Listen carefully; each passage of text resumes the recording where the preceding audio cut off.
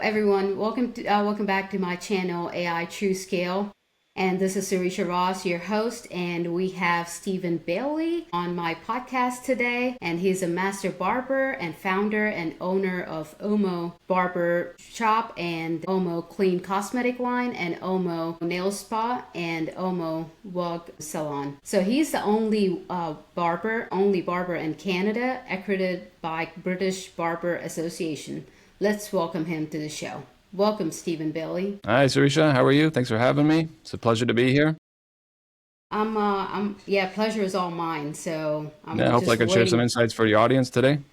Yep, thank you. So Yeah. let's start with your story. So let's start with how did it start, when did it start, and how it's going. Well, I guess the short version is I grew up in the hairdressing world. My mom was a hairdresser from London. She was the number one producer in her salon in downtown London. She immigrated over here in the 1960s when there's lots of opportunity in Canada. And, so I grew up with her side by side, working with her right up until about the age of, I guess it'd be 18, 19. I went to university at that point, because they wanted me to have an education that they did not, like most immigrants do. They encourage their kids to do better than them. So I studied kinesiology, which is human health sciences, as well as psychology and chemistry. So that was my background. Finished that up in 1998 from the University of Victoria in British Columbia. From there, I did some traveling. I ended up around Europe, and there was a little voice in my mind saying, you need to go back to your roots. So when I returned, after doing what most 20-year-olds do, you try to figure out your life. I said I was honest with myself and my wife. She said, "What do you really like doing?" I said, "Well, I really enjoy doing men's hair." So that's when the journey began. So that was about 2001. And that's when I met my mentor, an Italian barber by the name of Pasquale Giordano. He's still around. He's in his 90s, Okay. but he took me under his wing, treated me like a father, and showed me the craft of barbering that I saw when I was in Italy. I saw exceptional skill and attention to detail that I hadn't seen in where I was living on Vancouver Island at the time. So from there, I opened up after I bought him out, about 2002, and that's when the WOMO brand began. That is the current brand that I work under. And since then, it's been a long journey, 25-year journey. That's So, awesome. so I really approach it from an entrepreneurial point of view, as opposed to I was never really truly attracted to, let's say, the conventional lifestyle, that being, getting a 9 to 5. I was very happy working 12 to 16 hours a day at the time. Pretty normal for me. And and that's how you build a brand. That's amazing. That's wonderful. Thank you for those insights. Yeah, it's truly beautiful journey. Thanks. So how did the BBB accreditation certification go? Like, how did you What get was the into trigger for that? that? Yeah, so that was about 2003, 4 maybe. Anyway, they were just coming online. This is 2003, 4. Barbering was going through a transformation, going from very much old school. I'd say a little bit. I don't want to tread on anybody's toes, but the barbering world was stagnant at the time. And I saw a gap for gentlemen like me in their 20s who were like, I don't really want to go to a hair salon, but I don't really want to go to the traditional barber. So that's when I created the Modern Barber brand. And the British Barbers Association was kind of doing it at the same time. So I joined them. They were very forward-thinking as well, and they still are. They still offer courses for would-be barbers, and they're great advocates for the industry. So that was the trigger for me, just to align myself with like-minded people in the industry. So I think it was a good move. I enjoyed it. They're always sharing their information even today. That's good. It's just are they did they teach something, or like how did the certification program? It's And I don't just know well, back then they were more offering support. I was in Canada, they were in England. They had courses, but I certainly couldn't fly over there. But what I did instead is I developed my own courses over here, and I taught many, many courses teaching straight razor shaving, as well as modern hair cutting techniques. Back then, mid-length hair was a big deal. Right, today it's fades. So it was kind of the opposite back then. This is about right. 2004, 5, right? Right. So it was almost like a symbiosis of hairdressing, scissor cut techniques, Uh-huh. with clipper cut techniques. And that's where the modern aspect of barbering started to transform. That's good. So now that you brought up the straight razor, so can you tell us more about it and how you're seeing future for that? Well, okay, so back then, the look was what I would call metrosexual. All right, that's a colloquialism for polished men who really invested in their appearance in a more refined way. So that required a move towards clean shaven looks, and I was infatuated with wet shaving at the time.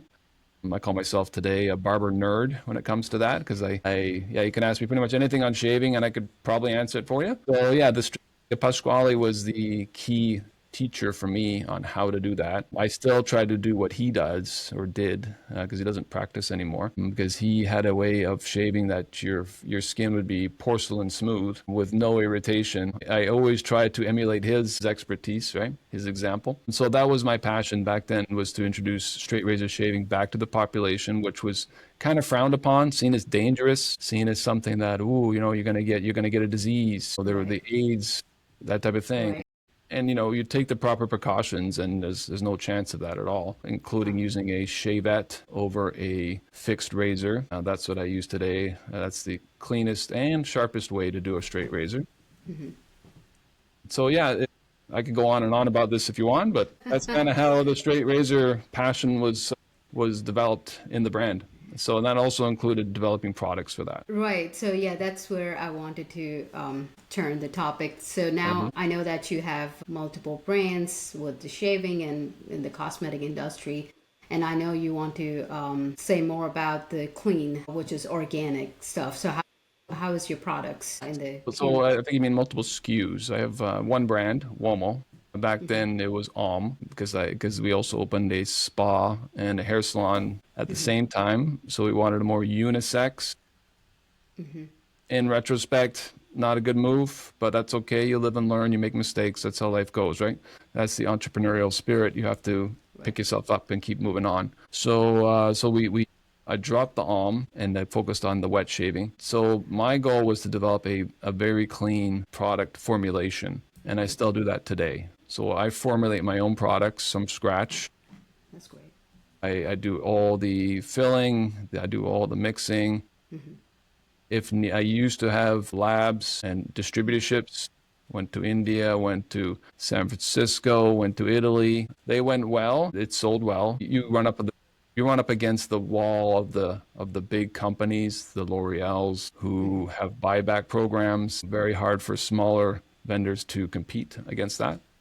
Right. So therefore, after several years of bumping into that, you have to reassess and see where your goals are next. And my goal was to retract back into focusing on men-only products. With the whole, I hate to bring up the tariff thing, but the tariff thing created a bit of a hype up here in Canada where people wanted Canada-only products.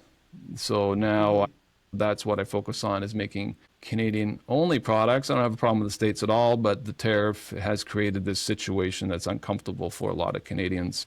Huh. So now I focus on making clean, local Canadian products, and as also I help other companies develop and formulate their products as well. That's where I'm heading with in the next stage of my career. That's awesome. So you're the creator also. You're not just using the products. So you're creating them and distributing them. That's Yeah. From A to Z, I take care of everything. So now my current role is project management for spas, salons, barbershops, manufacturing, taking a concept from initial ideation and bringing it to market, and then doing and also following through on the market to see how it's selling, see what needs to be tweaked. So I go from A to Z. I know every step of the way. I know how to source everything you need. And so that's what my next third of my career is. I say I'm about 2/3 of the way through my career. My last third is going to be helping other companies hopefully develop their vision, their brand, and help avoid the pitfalls that I ran into, because they're inevitable. You're going to run into them, but I could definitely help other companies avoid some of the big ones. that's awesome. So That's really great that you're doing that for different people. Yeah, and it's fun too because everybody has a different vision. There's so Right, much space in the industry, so many right, new things coming up. right. There's always opportunity, and as a visionary, you have to think long term and how your vision coalesces with your market. Correct. So now being said that, like how is your day to day look like? So are you going to spend more time in the barber shop or I know you said you're doing the project management. How do you manage your time? Well, I like being on the tools because you're in touch with your clients. So I don't want to lose touch of that. I love my clients. It keeps you grounded. You can get lost in ideas if you don't talk to people. So that's the danger to a lot of projects is they're disconnected from their stakeholders. I like to be on the ground in touch with my stakeholders. Right. Right now, I do that as well as launching brands. I just launched a breathwork brand called Simo Breath. That's Simo, Simo Breath, and they're expanding quite rapidly. They're working in Italy and in Canada, and so I've been helping them develop their brand. So that's what I do. I help companies on the side develop their brands, grow. Call me a wellness consultant if you like. That's what I'm doing. So Yep. how do you find those people? Like do you do like a LinkedIn or like how do you find people and how people can reach and know about you? Sure. LinkedIn is a powerful tool. My LinkedIn profile is Stephen Bailey Professional. That's Stephen Bailey Professional on LinkedIn. You can reach me there. I'm still old school that I like to talk face to face like we're talking now. So this is how I reach people. Okay. You reached out to me by via LinkedIn, I believe. So yeah, I like to talk face to face, and then word of mouth. Word of mouth spreads. I don't take on a ton of projects. I'm only one person, so I like to do one project at a time and do it well. Right. So therefore, I don't need tons of clients, but a handful of clients is great. And they word spreads, throughout the industry. Believe it or not, it's a small industry. Even though Right. it's worldwide, people get to know each other pretty quickly here. That's good. That's good to know. So yeah, so LinkedIn is the way to reach you. So LinkedIn's the that's really best. good. Yeah, yeah, that's where I'll be. You can message me there, for sure. That's probably the easiest one. As the future unfolds, there's a lot going on in wellness, no doubt. I don't know if you want to get into that at all, but Oh yeah, no, sure. Go ahead. Go ahead because I think yeah, that's part like of our. like a lot of the trends I'm seeing are things like injectables are big now, right? Like peptides, right? I'm not sure if Yep. any of your audience are dealing with there's probably medical spa services, Yes. peptides. A lot of guys my age in their 40s, 50s, they're injecting peptides into their own bodies, and I'm like, well, I think there's an opportunity there for medical Yeah. spas to say, hey, we can do everything. We could source it for you, show you how to take it, right? Or we Right. can do it for you, right? Yep. There's a huge opportunity there. Of course, the hair growth industry is always booming. Yes. Yeah. There's stem cell research now, stem cell products. I just working one brand right now out of California, Neogenesis. They have a stem cell product that we're testing with right now, and they augment stem cell growth of your hair. And this is it's pretty cutting edge stuff. So you're getting a lot of this biomedical treatments now Treatment. that are coming out, and they're going to be a big deal because people want to. We're living longer, we're living healthier. People want to cure themselves from the inside out. Right. So we need to help support that and facilitate that desire, that need, right? Yeah. So out there, there's so much going on with the beauty wellness space, right? How do you see? So there is something called AI came into picture now. So how do you see that going into like another side of the AI where right now like there's so many things that's going on, and how do you think that AI is going to help, or what's your thoughts about AI and in general? Yeah, AI is about 80% accurate when it comes to research, data crunching. So there's a 20% fallout there that we cannot rely on. I guess I'm going to caution people from over relying on AI. Bottom line is, at the end of the game, you're dealing with people, Right. right? You need to connect with people. AI is another filter. in the way, like technology has become this very useful, but you have to just use it with caution or use it properly, I guess I should say. In our industry, definitely if you want to, data crunch, great, do it.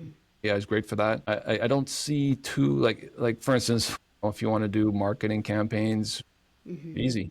AI is fantastic.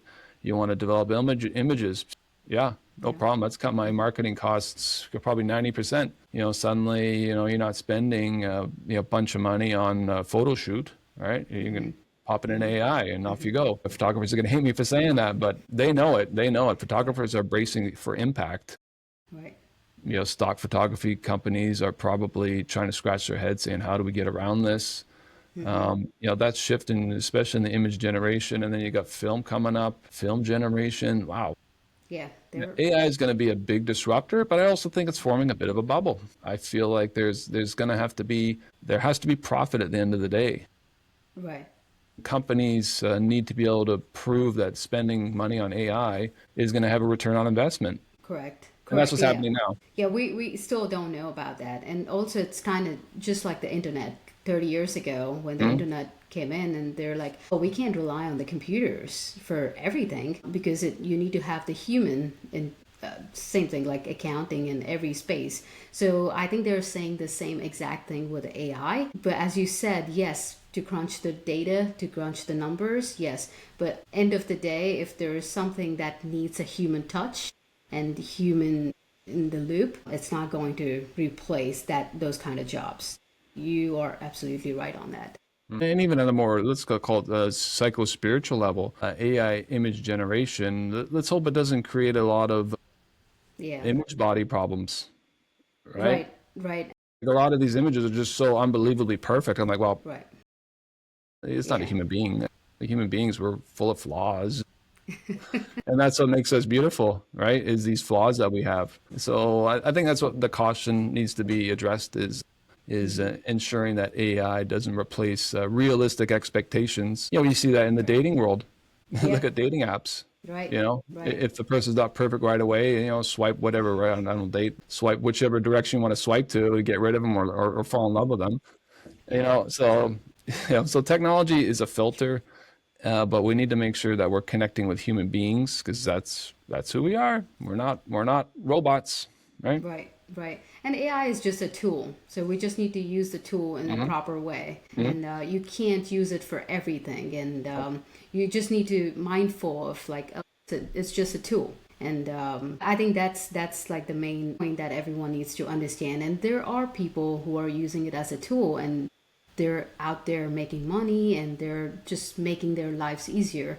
And my perspective on it is if it's saving you 1 hour of time and to spend with your family, that's I think that's what is helpful for me and that's what makes me use AI for whatever reason, right? So if it's saving like 1 hour in a day, which I can be with my family, that's awesome. Yeah. That's awesome. Oh yeah. No, there's definitely perks, right? There's great things about it. I don't have to waste time proofreading for something now. I just say, proof this for me, Right. and it spits out a nice proof. I'm also an author too, so I've authored a Oh yeah. novel. And boy, now when I author, when I write, I have an automatic beta reader reading my stuff, telling me, yeah, I know this doesn't work, that doesn't work. So that kind of thing's highly productive, and that's what it should be used for. It's just like a little partner, like a little assistant that Right. can really make us augment our everyday tasks, but not replacing. Yeah, maybe one day it will. I don't know if that's a good idea. We'll see how that goes. Yeah, it's a little bit scary though, like with all the AI that it can do, and especially when you mix it with the robotics where we're going, it's a little bit scary. And also there are some articles out there and also in social media, people are like, oh yeah, the people will not have any work. You just need to sit and they're going to send a check to your house. I'm like, no, if you're not putting any effort into your brain to do something, it's dangerous. It's Yeah, I think the biggest casualty in this is going to be human creativity. I, correct. th- I Yeah, think people are that we're really at a precipice where we might actually lose our ability to be creative anymore, and that's true, terrifying. There Yeah. goes art, there goes beautiful poetry, there goes all these things that inspires us. Even music now is becoming auto-generated.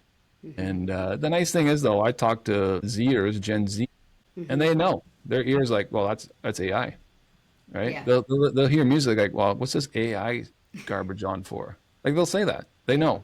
Yeah. So the human being, well, we're highly adaptive, and generations coming up are going to be able to pinpoint right away what's fake and what's not, right?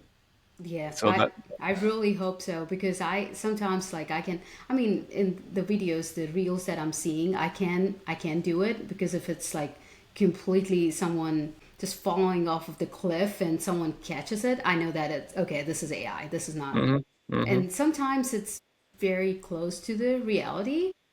I was kind of like wishing hopefully this is AI. This is not real. You can't tell. I think it's getting better and better. Like day to day. But yeah, if you're using it as a tool and if you're just saving your time and making money, I'm all for it. I think that's what I think. yeah, yeah, Anyways. use it as a tool. If it makes your day better, great. Hmm. Just caution to the wind. Don't let it destroy your creativity because that is where the joy of life is found. We Right. find it in being creative, expressing ourselves. That little unique light within us all, it has to be expressed through what we do. Hmm. And and if you have this AI filter doing it for you, then what's the point? If it's just for money, well, okay, you know, Yeah. it's going to be a dull life, right? Right. It's not going to fulfill you, right? I know plenty of millionaires, billionaires who are they're driven by purpose, not by money, Right. right? It's the That's purpose true. that we need. And the That's AI, absolutely. we don't want AI to replace that.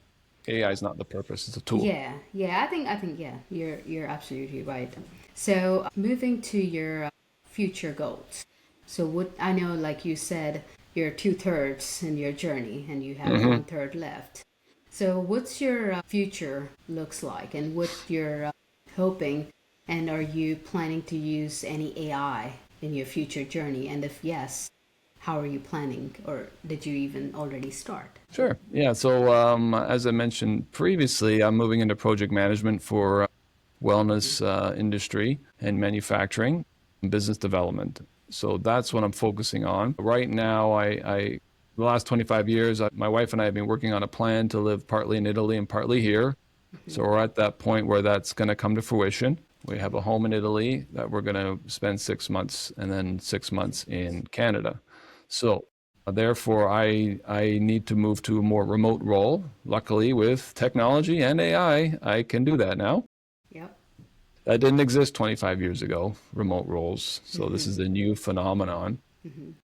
And it allowed me the freedom to be able to help companies, people with their visions from different parts of the world.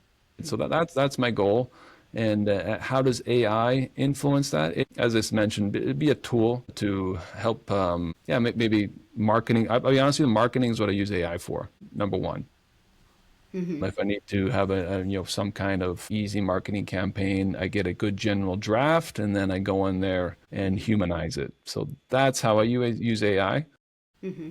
In terms of service delivery, we'll see where that goes. I don't know what the future holds in wellness and service delivery with AI. Bottom line is, you're not. I don't think you're going to have a robot cutting hair. If that's the question is, right? So Right, that's true.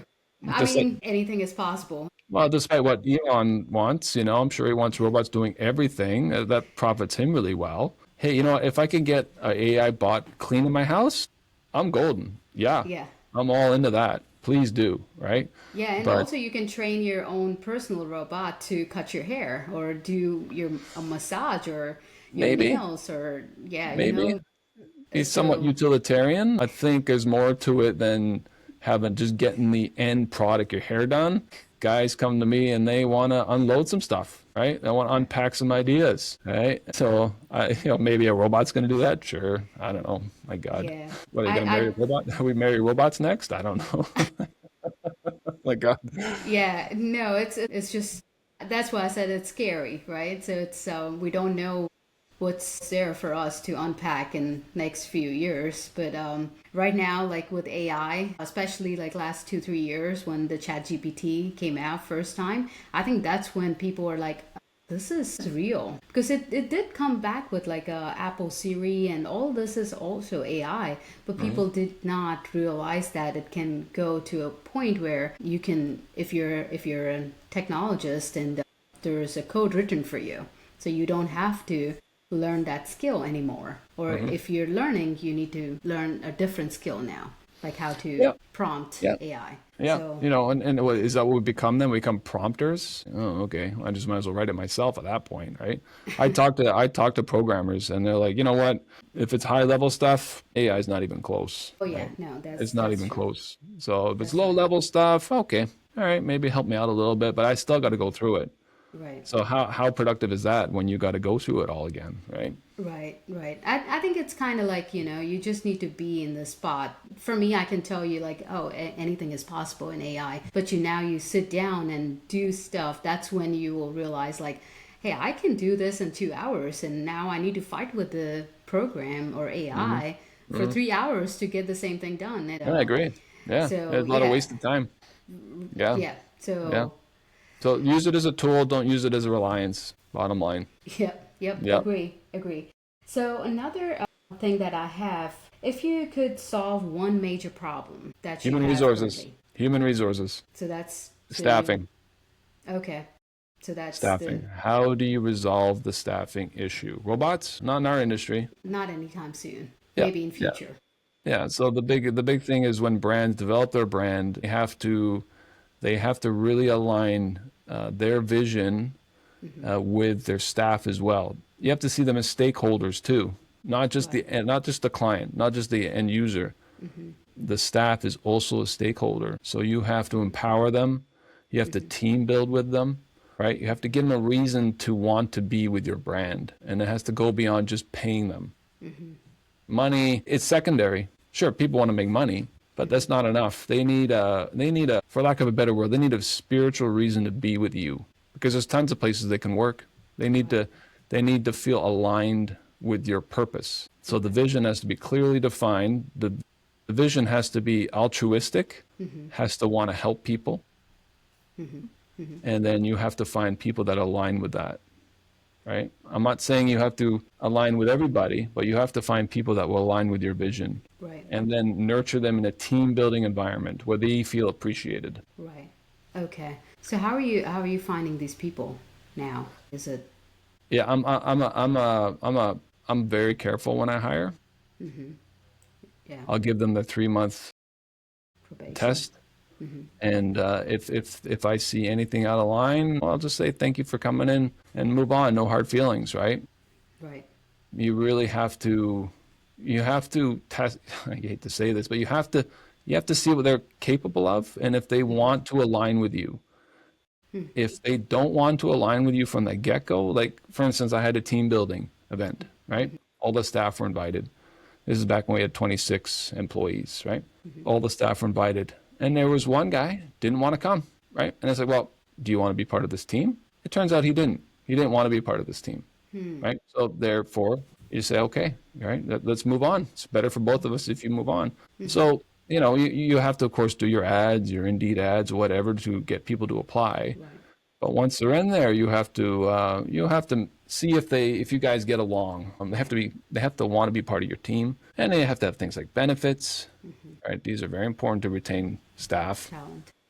Yeah, yeah. You want health benefits. You want to have perks and bonuses. Maybe they get discounts on products or whatever. That's all about your brand, right? And then you Right. got to make them brand ambassadors through that process. So Right. it's unique There. to each. It's unique to each business and each business's vision. And so that's a very general idea of how to attract and keep staff, but the specifics come with each brand. Right. Yeah. They need to align with what your vision is, and especially when you're thinking about like you want to do it remotely. So you need to build that trust with them, and they need to align with what your thoughts are. And yeah, true. I totally agree. Yeah, it's difficult to do remote in our industry because we're one-on-one with clients. So if we're talking about wellness, beauty practitioners, so yeah, we need to find a way to make them come alive in your store, right? In your business, right? And that's also getting to understand what they want and what motivates them, right? What drives them, right? Like, is it your kids? Is it your, allow them to express that too, right? So Right. there's different ways, but it's very unique to each vision and each person. Right. That's a lot. Right? That's a So lot to unpack. Right? I know it's a big. So you asked me what the biggest issue is. It's going to be human resources, human especially going resource. forward, Yeah. as people really don't want to. They want to work behind a computer now, right? Yeah. They want to be Instagram influencers, Right. right? Right. Right? Okay, well, we can't all be Instagram influencers. Like, let's go. Yeah. And what's that about? That's about, it's almost like there's I'm not going to say generational, but there's people who just want to be detached from the world and express it through their phone, where the real joy is getting into the world and being in touch with people and seeing new ideas, right? Getting out Right. of the internet silos that we live in, Right. right? Right. Right. We need to be able to share. That's what it's all about. Yep. Yep. Yeah, I totally agree. I think human resources is going to be a pretty big issue going forward. I know like the headline says that we laid off a bunch of people in technology or development or whatever. But at the same time, I'm hearing the same issue everywhere. Like, hey, we need people. I kind of go anywhere. It's like the hiring. We're hiring. We see that everywhere. And here's what also has to happen. Sorry to interrupt, but prices on services have to come up. Why? Because you have somebody working at home making $200,000, $300,000 a year, Yep. right? And Yes. then a haircut's costing $40, $50. Like that's out of whack, right? Yeah. That has to be $100 haircut, right? Right. It has to maybe $150 haircut, wherever it's going to go. The prices have to go up. Right. And the general public has to understand that in order for people to make money in the service industry, prices are going to go up, right? Right. That's Right. it, bottom line. Right. Yeah, Yeah. because we're having huge, inflation from technology. Technology is causing this huge inflationary bubble with techies. And then there's like a secondary class of service providers who are making way less, and they should be making almost as much. They really should be, right? So Right. prices have to Right. go up. Right. Right. I think with all that's going on, it is going to go up because we are seeing less and less people wanting to do Yep. in general. It's like, yeah, Why would as you? you said, like, yeah, I'm going to be an Instagram influencer. So I'm going to post my YouTube videos and just make money out of there. So most of them are thinking about that. I think prices are going to go up. Yeah. Because Well, like now, the day of the $10 haircut, that's gone. There's still people doing that. I'm like, what are you doing? Like, how are you even making money? right, Those days are over. So, right. So, okay, Steven, I think we're getting to the end of the session. So yeah. Well, thanks for having me. It's fun. can you just tell for our audience where they can find? I know you mentioned the LinkedIn, but do you have any email ID or LinkedIn profile that you can just Yeah, you give can them? reach me at info@uomomb.com, uomomb.com. That's WOMO.com. Or else LinkedIn is Stephen Bailey Professional, Stephen with a V, Bailey as an Irish cream for all you Irish cream drinkers out there. And yeah, that's where you can reach me. If you got any projects you need help on, reach out. Do complimentary consultations to start to see if anybody needs a hand. See if our goals can align, and if they don't, I'll tell you. So yeah, I'm here to serve. Thanks for having me. Thank you, Steven. All the best. Thank you.